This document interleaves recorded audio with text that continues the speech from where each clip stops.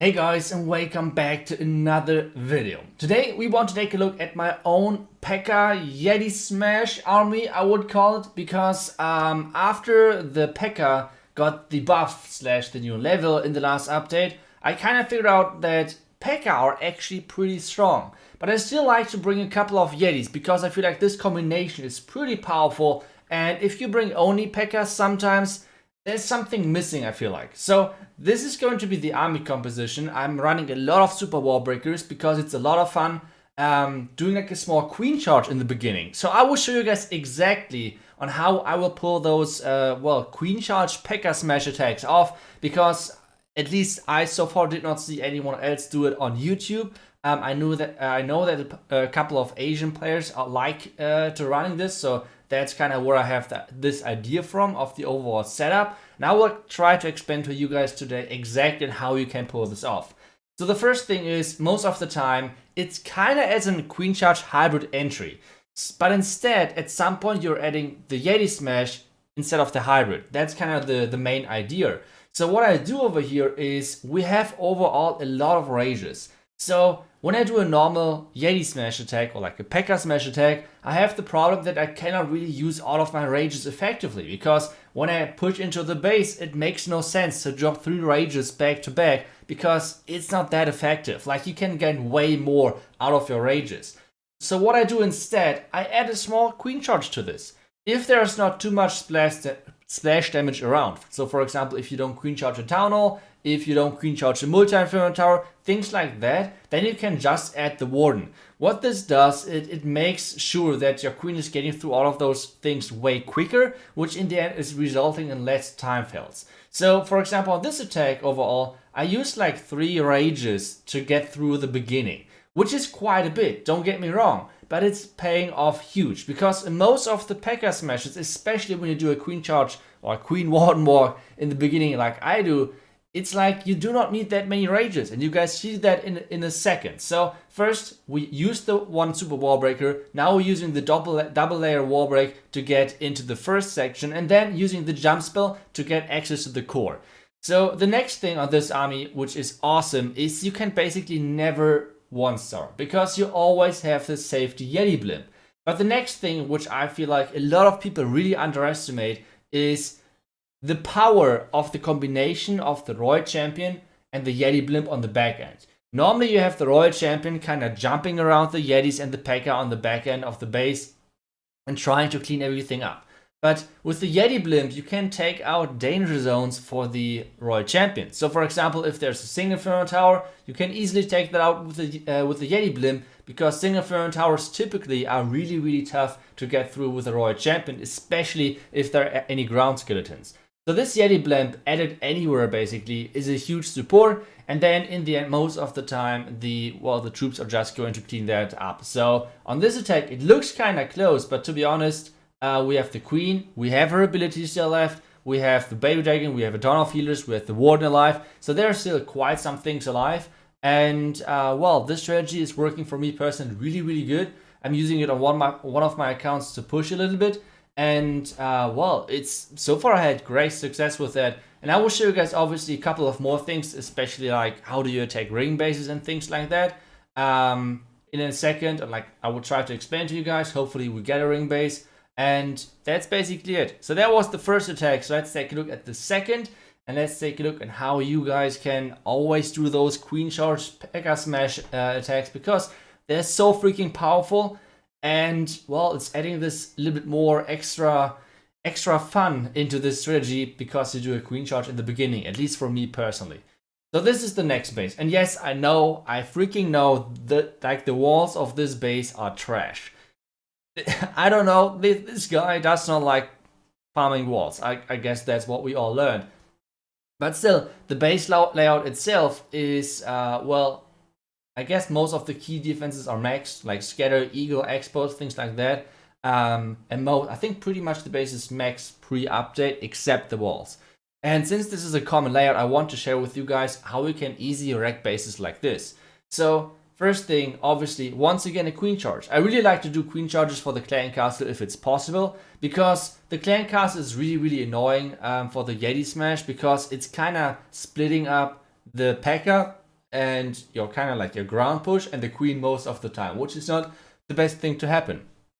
On this one, we want to queen charge the Townhall as well, because this gives us the freedom to use the warden ability whenever we want.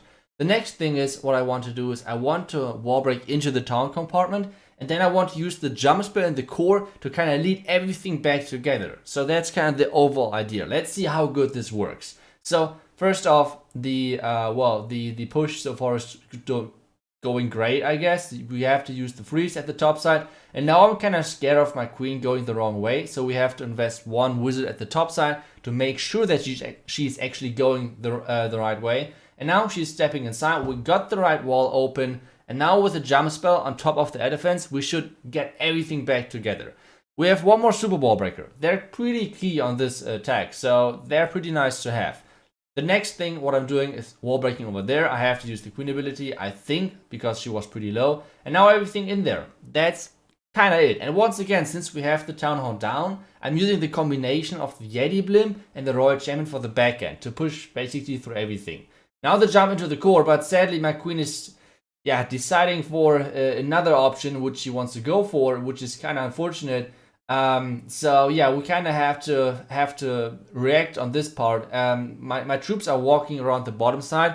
I'm using the warden abilities so that one Yeti is at the top side and is getting like the warden ability as well, so it can take down the Inferno Tower over there. I'm using the rage early, and to be honest, on this specific case, it was actually bad for me that the walls were not maxed, because if the walls would have been maxed, my Yeti push at some point would have kind of reached the backside Inferno Tower as well, so my queen would have stayed alive. So in the end, actually, that this guy's having those trash walls was actually good for him.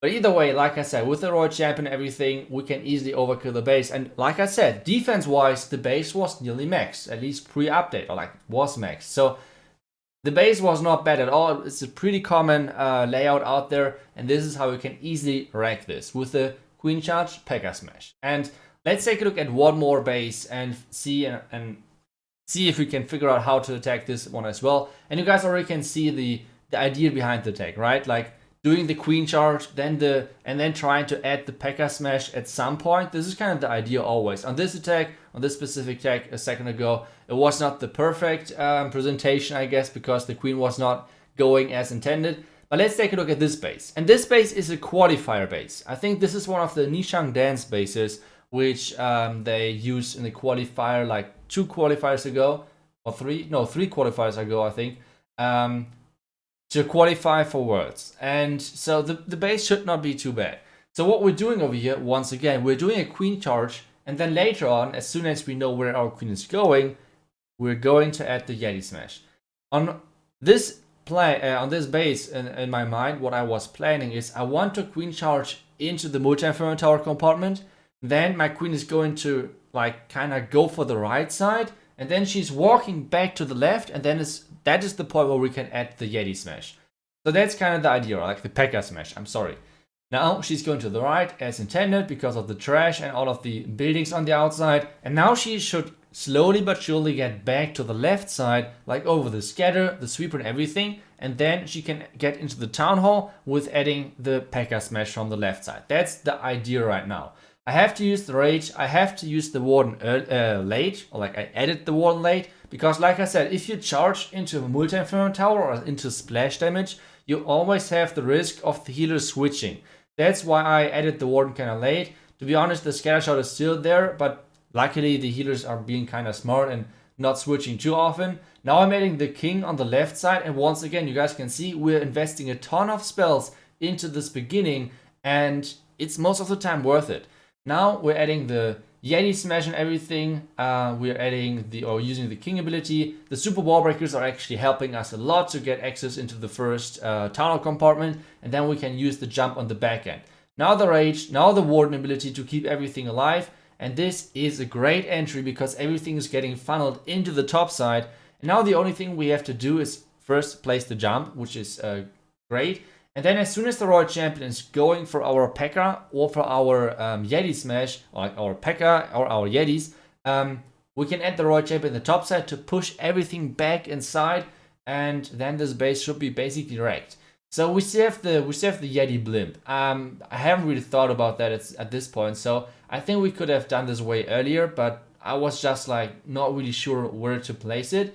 So yeah, maybe it would have been better to use the Yeti blimp on the left with the Royal Champ together, or a tank for the Royal Champ, something like that. I think that would have been better. But either way, we still have the freeze, using the freeze at the top side, so the Royal Champion is at least getting the ground expo. And once again, you guys might think, okay, this attack is kind of close. But as soon as I will zoom out, you guys will see that I think there's 1 or 2 Pekka still left alive here at the top side. All of the Yetis are still alive, basically, of the Yeti Smash entry. And this is how you do it. This is how you completely rank bases with Queen Charged Pekka Smash.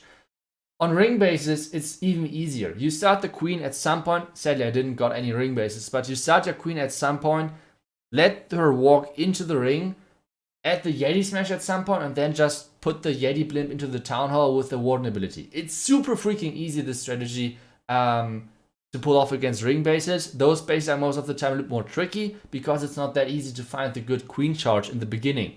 Either way, this strategy is a lot of fun. It's incredibly strong. And well, this is how you do Queen Charge Pekka Smash. I hope you guys learned a bit in this video. And I will see you guys back tomorrow for the next one. Guys, until then, see ya and bye bye.